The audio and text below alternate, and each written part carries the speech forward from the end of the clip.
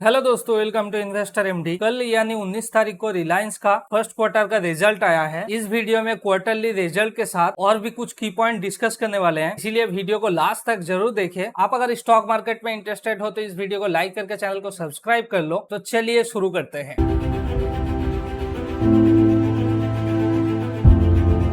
Result देखने से पहले 4 की पॉइंट डिस्कस करेंगे, जो है sales growth, profit growth, stock price CAGR and return on equity यानी ROE। कंपाउंडेड सेल्स ग्रोथ की बात करें तो रिलायंस का पिछले 10 साल में सेल्स ग्रोथ हुआ है 8%, 5 साल में 10%, 3 साल में 25% एंड पिछले 1 साल में 7% सेल्स ग्रोथ हुआ है। सेल्स ग्रोथ के मामले में पिछले 1 साल में रिलायंस के सेल्स ग्रोथ बहुत कम हुआ है, जो 3 साल में 25% था वो 1 साल में 7% में आके रुका। दूसरा पॉइंट देखेंगे कंपाउंडेड प्रॉफिट ग्रोथ। पिछले 10 साल में रिलायंस का प्रॉफिट ग्रोथ हुआ है 13%, 5 साल में 12%, 3 साल में 16% एंड पिछले 1 साल में 7% प्रॉफिट ग्रोथ हुआ है। तो प्रॉफिट ग्रोथ में भी पिछले 1 साल में बहुत ही कम ग्रोथ हुआ है। तीसरा पॉइंट देखेंगे स्टॉक प्राइस CAGR, जो पिछले 10 साल में हुआ है 21%, पिछले 5 साल में 22%, पिछले 3 साल में 17% एंड पिछले 1 साल में 23%। भले ही सेल्स एंड प्रॉफिट ग्रोथ कम हुआ है, लेकिन रिलायंस का शेयर प्राइस में इंक्रीजिंग देखने को मिल रहा है। यहाँ पे जो पिछले 3 साल में 17% था, वहीं पिछले 1 साल में 23% हो गया है। अब चौथा पॉइंट देखेंगे, जो है रिटर्न ऑन इक्विटी। रिलायंस का पिछले 10 साल में ROE है 10% एंड 5 साल, 3 साल एंड पिछले 1 साल 9% रिटर्न ऑन इक्विटी है। मतलब ROE के मामले में पिछले 10 साल में 10% है, उसके बाद से एवरेज 9% रिटर्न ऑन इक्विटी दे रहा है रिलायंस। दोस्तों, क्वार्टरली रिजल्ट में सबसे पहले बात करेंगे रेवेन्यू की। इस क्वार्टर में सेल्स एंड सर्विस से रेवेन्यू आया है 2,57,823 करोड़,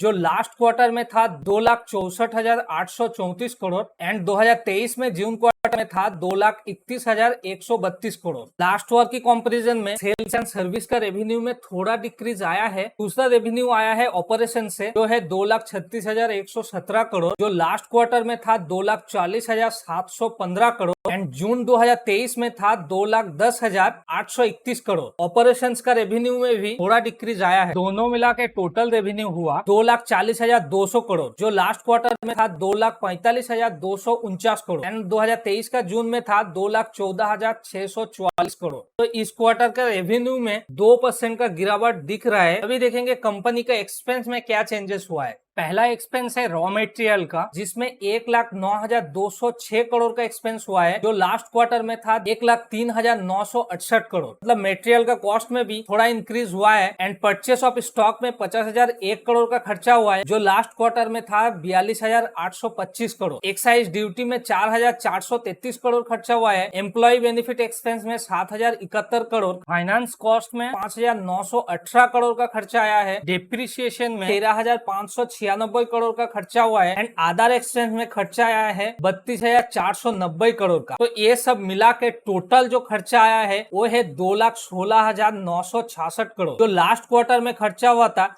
2,17,529 करोड़। यहाँ पे लास्ट क्वार्टर की कंपैरिजन में खर्चा में थोड़ा डिक्रीज देखने को मिला है, जो है 0.5% एंड जून 2023 में खर्चा हुआ था 1,90,350 करोड़। अभी तक रेवेन्यू एंड एक्सपेंसेस देख लिया। अभी देखेंगे कंपनी का प्रॉफिट कितना हुआ। कंपनी का इस क्वार्टर में टैक्स बिफोर प्रॉफिट है 23,234 करोड़, जो लास्ट क्वार्टर में था 27,720 करोड़ एंड जून 2023 में था 24,294 करोड़। लास्ट क्वार्टर कंपैरिजन में प्रॉफिट में थोड़ा गिरावट आया है एंड टैक्स देने के बाद एक्चुअल जो प्रॉफिट निकल के आया है वो है 17,448 करोड़। पिछले क्वार्टर में 21,143 करोड़ था एंड जून 2023 में 18,182 करोड़ था। टैक्स पे करने के बाद कंपनी का प्रॉफिट में करीबन 18% डिक्रीज देखने को मिला। कंपनी का अर्निंग पर शेयर की बात करें तो इस क्वार्टर में है 22.37, जो पिछले क्वार्टर में था 28.01, जून 2023 में था 23.66। अर्निंग पर शेयर पे